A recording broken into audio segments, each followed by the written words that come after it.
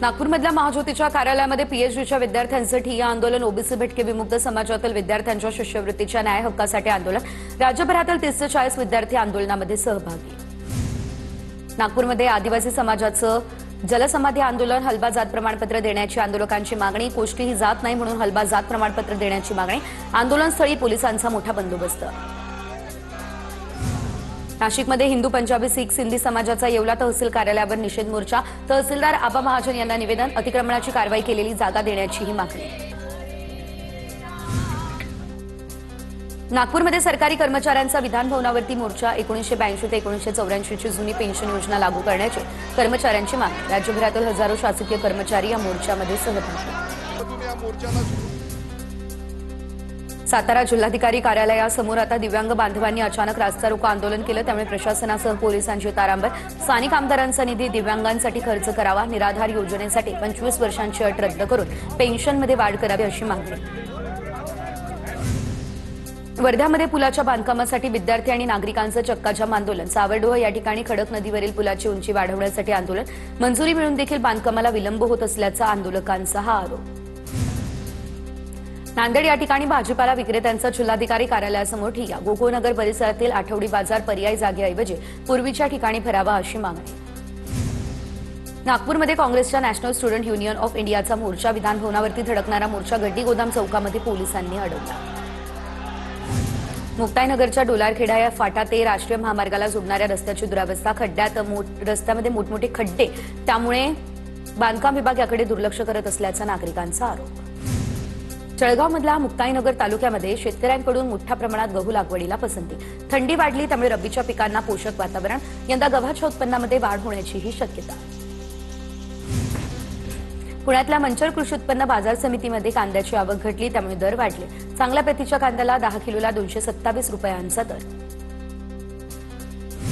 वर्धा कृषी उत्पन्न बाजार समितीमध्ये शेतकऱ्यांसाठी हमीभाव अंतर्गत सोयाबीन खरेदीची सुविधा, हमीभावानुसार सोयाबीन विक्रीसाठी 122 शेतकऱ्यांची नोंदणी, शेतकऱ्यांना 31 डिसेंबरपर्यंत नोंदणी करता येणार।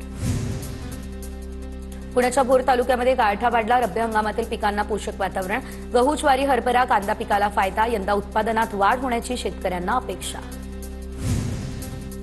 धुळ्यात पपई पिकावरती करपा रोगाचा प्रादुर्भाव, करपा रोगामुळे पानं पिवळी पडतायत, त्यामुळे पपई गळून पडत असल्यानं शेतकरी चिंतेत, कृषी खात्यानं मार्गदर्शन करून पिकांचे पंचनामे करावे अशी शेतकऱ्यांची मागणी। जळगावच्या चोपडा या ठिकाणी शासकीय खरेदी केंद्रावर कापूस विक्रीसाठी वाहनांच्या लांबच लांब रांगा, शासकीय सीसीआय केंद्रावरती कापसाला 8,000 ते 10,000 रुपये भाव, त्यामुळे कापूस विक्रीसाठी शेतकऱ्यांची गर्दी। गोंदियामध्ये तब्बल 5 महिन्यांनंतर शेतकऱ्यांना मिळाले 46 कोटींचे थकीत चुकारे, आर्थिक कोंडीमध्ये सापडलेल्या 5,000 शेतकऱ्यांना दिलासा। हिंगोली जिल्ह्यामध्ये 297 कोटी 50 लाख रुपयांचा पीक विमा मंजूर, 2024 मधील रब्बी आणि खरीप हंगामातील मंजूर झालेल्या पीक विमा शेतकऱ्यांच्या खात्यावर जमा होण्यास झाली सुरुवात। राज्यातील 17 शहरं महाबळेश्वरपेक्षा थंड, उत्तर भारतातून दक्षिण भारताकडे गार वारे वाहण्यास सुरुवात, राज्यभरातील अनेक शहरांचे किमान तापमान 10 अंश सेल्सिअसच्या आसपास।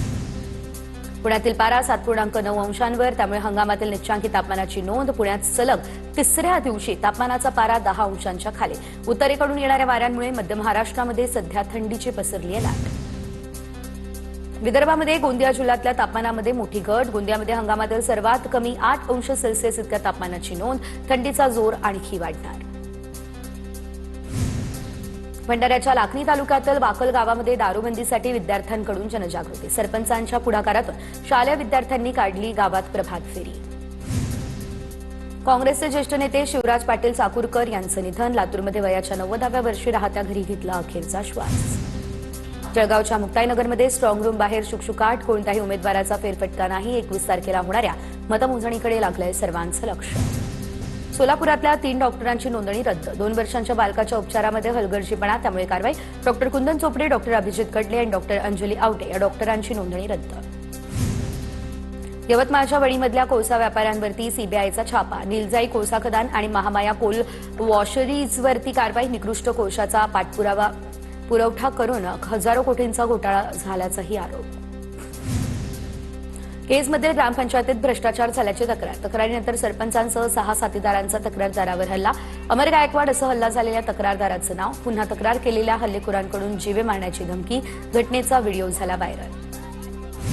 सिंधुदुर्गच्या तळवडेतील एका काथ फॅक्टरीवरती वनविभागाच्या भरारी पथकाची धाड. कारवाईमुळे उद्योजक आणि वनविभागाचे अधिकारी आमनेसामने. काथ व्यवसाय सध्या पूर्णतः बंद, त्यामुळे वन खात्याने अधिकारी नाहक त्रास देत आहे. रत्नदुर्ग काथ उत्पादक संघटनेचे अध्यक्ष नारायण जाधव यांनी केलेत आरोप. रत्नागिरी आणि सिंधुदुर्गातील काथ उद्योजकांवर ईडीची धाड. उद्योजक सचिन पाकळे यांच्या निवासस्थानी ईडीची छापेमारी. 24 तासांनंतरही ईडीकडून चौकशी सुरू. बुलडाण्यामध्ये मजुरीच्या शोधात आलेल्या परराज्यातील 2 महिला मजुरांवर काळाचा घाला. भरधाव बसने मजूर घेऊन जात असलेल्या मालवाहू वाहनाला धडक. अपघातात 2 महिलांचा मृत्यू, 5 महिला गंभीररित्या जखमी. वाशिमच्या कारंजा तालुक्यात भरधाव कार आणि पिकअपचा भीषण अपघात. 2 जणांचा मृत्यू, 2 जण जखमी. उपचारासाठी जखमींना कारंजा या ठिकाणच्या उपजिल्हा रुग्णालयात केलं दाखल. भंडाऱ्याच्या धमापुरी कुंभली परिसरामध्ये दुचाकी आणि ट्रॅक्टरचा अपघात. एकाचा मृत्यू, 2 जखमी. जखमींवर रुग्णालयामध्ये उपचार सुरू. नंदुरबार जिल्ह्यातील शहादा स्टेट बँकेसमोर भर दिवसा चोरीची घटना. अंदाजे 30 लाख रुपयांची रोकड घेऊन 2 दुचाकीस्वार पसार. पोलिसांकडून चोरीच्या घटनेचा तपास सुरू. नाशिकच्या येवल्यात नायलॉन मांजाद्वारे पतंगबाजी करणाऱ्यांवर कारवाई होणार. येवला शहर पोलीस स्टेशन पथक आणि नगरपालिका प्रशासनाकडून नायलॉन मांजाच्या चक्रीची होळी.